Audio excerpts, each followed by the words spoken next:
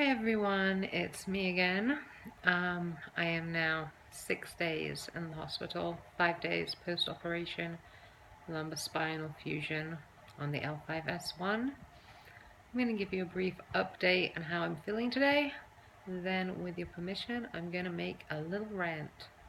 A rant that is sent out to the friends and parents and siblings and caregivers, whoever it is who's supposed to be helping out the patient during this extremely difficult time. Um, just so that you can hear it and maybe understand a little bit of what your loved one is going through and the do's and don'ts. So I hope that you will forgive me that. Anyway, so uh, yesterday was pretty hard. I've been sticking to one Percocet.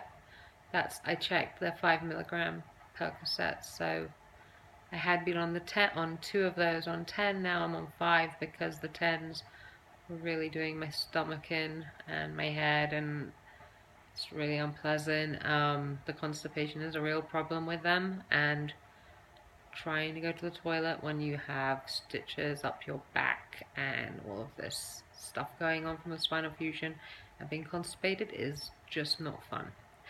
So yesterday I suffered quite a lot from that. Despite going down to one Percocet, I'm still having a really hard time with my stomach.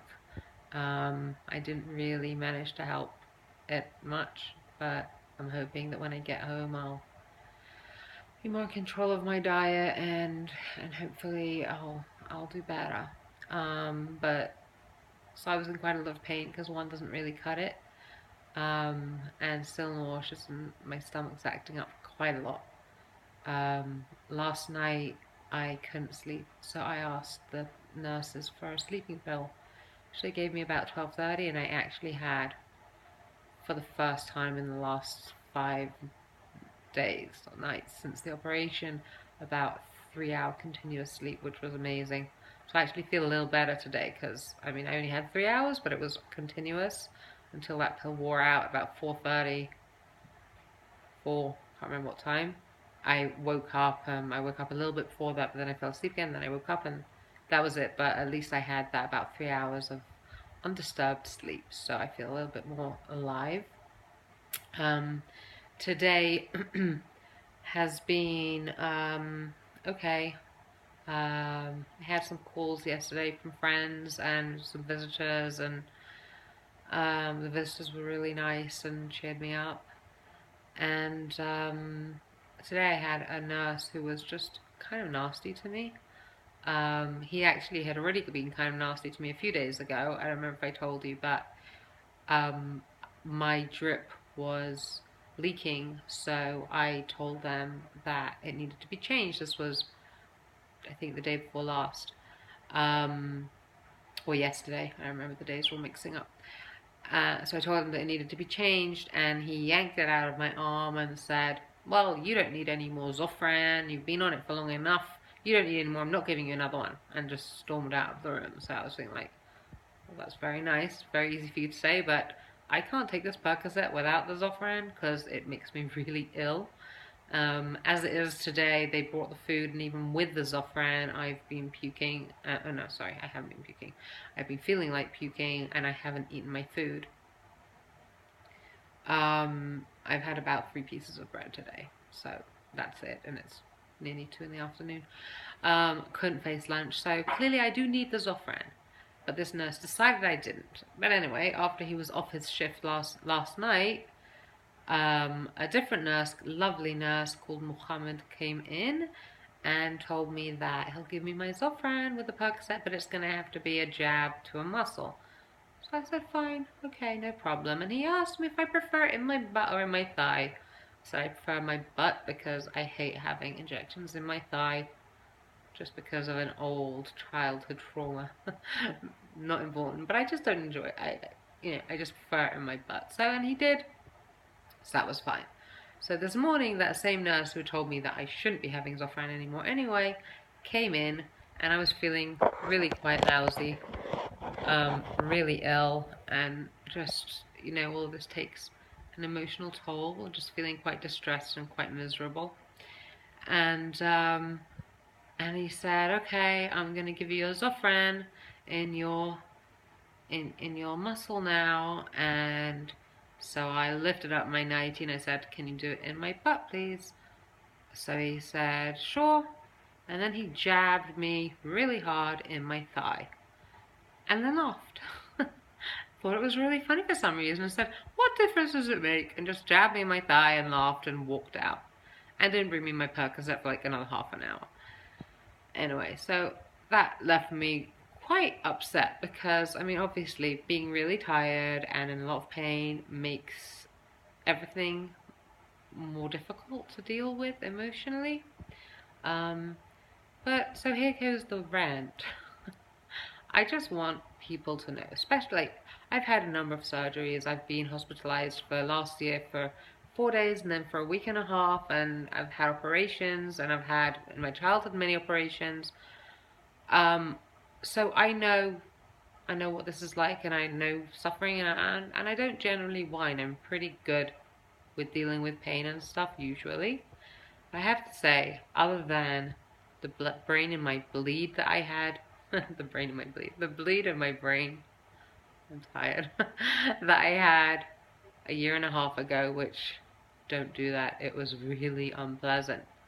Other than that, and childbirth, which I've done 4 times, and were really, really tough because I have to have inductions every time, and it's just off the charts, really bad.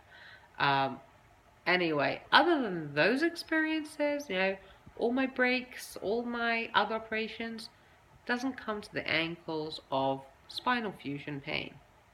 So certainly for the first number of days.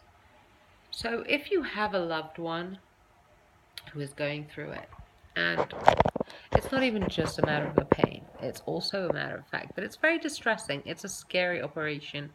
I'm sure I'm not the only one who researches these things beforehand, and the chances of success are about 80%, 85%. There are quite a few possibilities of things going wrong. It's not uncommon for stuff to go wrong with this operation, for people to be left worse off than they were beforehand, for nerves to be damaged, for repeated operations to be necessary. So it's a very major surgery. They're opening up your back and they're moving aside your muscles and they're moving aside the nerves and they're drilling into your spine. It's scary. So that is very distressing, emotionally distressing. So if you have a loved one or a friend, or if you are a caregiver and you are supposed to be looking after a person going through this, you need to know that for those days after the surgery, it's about them. You have to put aside whatever okay, so obviously the nurses, they're doing it every day, and I'm not really speaking to them right now because obviously this is the job and they're here every day. But I'm talking about the caregivers, the friends. Don't phone them up and then after they've spoken for a minute about what's going on in their life, you say, "Oh yeah," and start telling you for half an hour about the pain that they're having because they stubbed their toe or whatever. you know or don't tell them that you're tired over the phone again and again when they obviously haven't slept for days, and they haven't just not slept, but they're also in agony, and every minute that they're awake feels like an hour because you're just waiting for the time to pass because you're in a lot of pain and you're feeling like crap.